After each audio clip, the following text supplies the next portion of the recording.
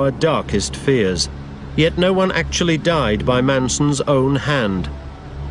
In 1969, he ordered a group of young middle-class Americans to go on a murder spree. Yet Manson was not at the crime scene. Other criminals have racked up higher body counts, committed more horrifying and unspeakable acts. Yet it is this scrawny little man who plagues our nightmares. Even after decades behind bars, why does Manson still inspire such fear? What can he reveal about the nature of evil?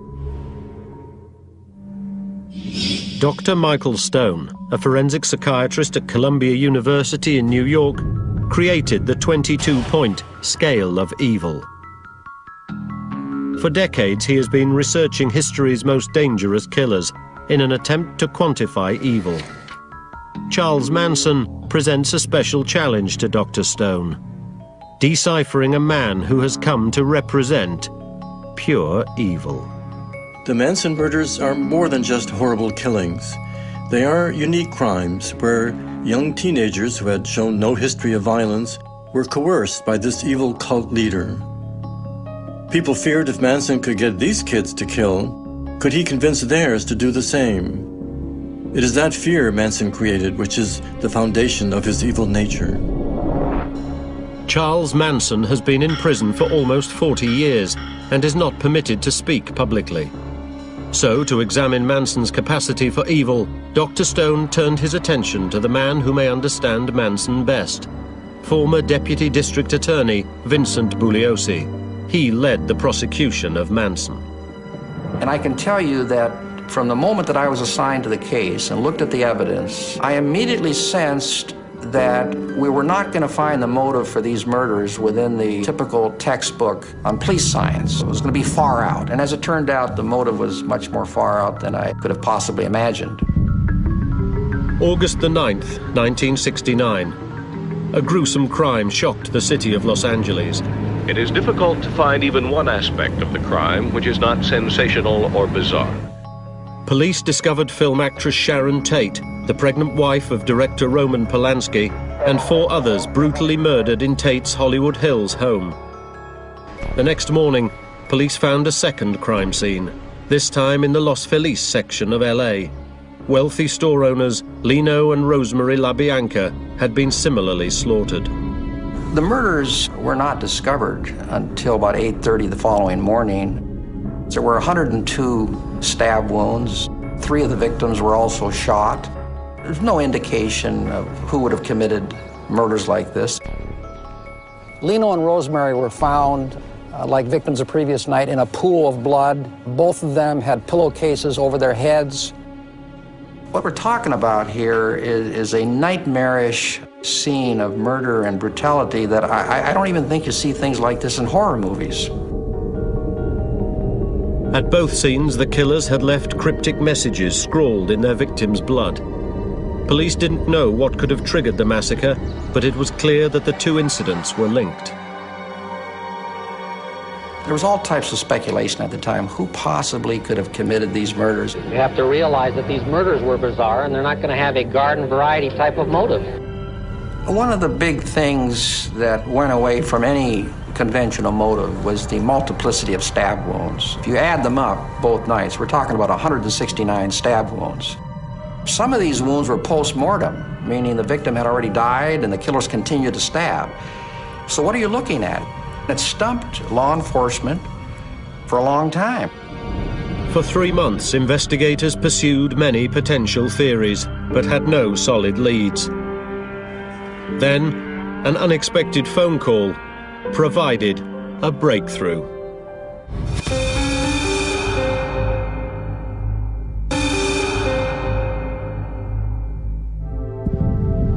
In August 1969, Los Angeles police discovered 2 gruesome crime scenes. 7 people had been slaughtered, and the killers had left behind bizarre messages. For 3 months, investigators were baffled. Then, in November, they received an astounding phone call. A young woman confessed to the crimes. Deputy District Attorney Vincent Bugliosi had been assigned the case. This former call girl, she calls in to the LAPD. She says there's this crazy girl, Susan Atkins, is telling these unbelievable stories, that she was a member of this family, a group of chosen people, and they were responsible for these Tate LaBianca murders. Susan Atkins, known as Sadie, was a 21-year-old university dropout in police custody for car theft. She admitted to being part of the group that committed the murders. Susan, would you answer a couple of questions for us? She said it was to be the first step in a global race war, which the group called Helter Skelter, that would bring about the end of the world, with the Manson family emerging as leaders of the survivors. She shocked Bugliosi by implicating a handful of others. They were all white, middle-class youths living like hippies in the desert near LA. Along with Atkins, the group included Tex Watson, a former honors student and sports star, Leslie Van Houten, a former homecoming queen, and Patricia Krenwinkel, who had at one point wanted to become a nun. The members, for the most part, came from average American homes, which made the murders all the more shocking and all the scarier. These were not people with typical backgrounds that you would expect to engage in mass murder. The family was a nomadic, gypsy-like group of people that just traveled around. Their lifestyle was sex orgies, LSD trips. But despite Atkins' confession, Bugliosi was convinced that someone else had to be pulling the strings. Who could turn seemingly peaceful hippies into cold-blooded butchers? Susan Atkins pointed Bugliosi towards a leader they followed with unwavering devotion, a self-proclaimed savior who preached that the apocalypse was coming. His name, Charles Manson. He was about 5 feet 2 inches tall. He was hunchback, long hair, a beard, scraggly looking, kind of slightly built. Certainly not an imposing figure, but I realized that if his co-defendants committed these murders, he had to be behind them. But how and why did this career criminal compel young men and women to commit murder? As Dr. Stone examines Manson's past, he finds a life built on rejection and abandonment. A deep and rage-filled hatred of society often stems from significant rejection endured at a young age. Cincinnati, Ohio, in the heart of the American Midwest, 1934. Charles Manson was born an unwanted child to a 16-year-old runaway. The cycle of abandonment began almost immediately. Manson never knew his father. His mother would leave him for days or weeks at a time, dumping him off on anyone who would take the young boy, even complete strangers. She once traded him to a waitress for a pitcher of beer. He is a non-entity, discarded by both family and society. And Manson is learning that the only way to get any recognition, which he needs to validate his existence, is to act out in an increasingly destructive manner. By the age of 19, Charles Manson had been in and out of 7 different boys' homes and institutions. His crimes included car theft and armed robbery. By his mid-20s, he was serving a 10-year prison sentence for a parole violation. He was able to con prison guards into giving him plum jobs and special privileges. Manson possessed keen powers of observation. He could perceive people's desires and weaknesses and then played them to his advantage. By the time he was released from prison in 1967 at the age of 32, Manson had spent more than half his life in jails and institutions. In prison, Manson had a captive audience that he could use to attract attention to himself, but in the outside world, he's nobody. So he starts looking for ways to satisfy his deep-seated narcissism and regain some sense of power. He has developed a deep hatred of the society that rejected him. So, when he is forced back into it, this spurs him to create a society of his own, one over which he holds complete dominion. Upon leaving prison, Manson moved to San Francisco. Isolated with no money and few friends, he began socializing with young people in the hippie scene. He used drugs like LSD to manipulate them and convince them to follow him into what he called a greater life. He preyed upon those who were vulnerable and easy to influence. By August 1968, Charlie had developed a following of 24 men and women who lived with him on an abandoned movie set near Los Angeles. To learn how Manson first attracted and then broke down his followers, Dr. Stone interviewed a woman who had been a full-fledged member of the Manson family. But even before meeting Manson, Catherine Scher had experienced the mind-altering power of LSD.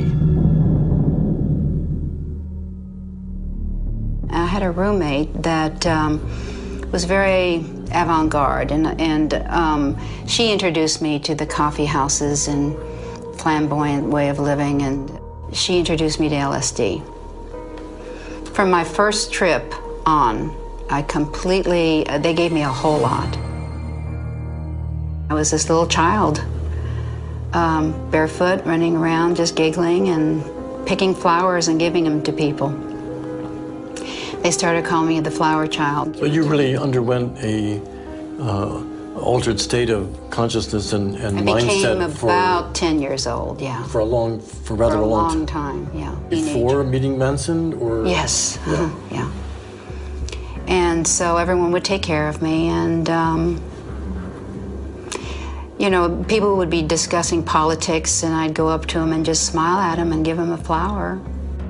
Scher met Charles Manson in the summer of 1968, when she was 25 years old.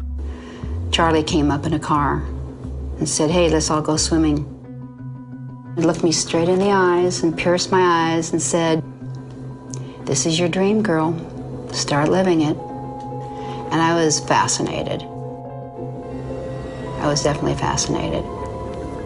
He said that I belonged with him and that we were one, and pulled me in immediately. Mm-hmm. I never left. Everybody was drawn to him. He just pulled you in. He became whatever you needed him to be. So what do you think it was about him that conferred that power?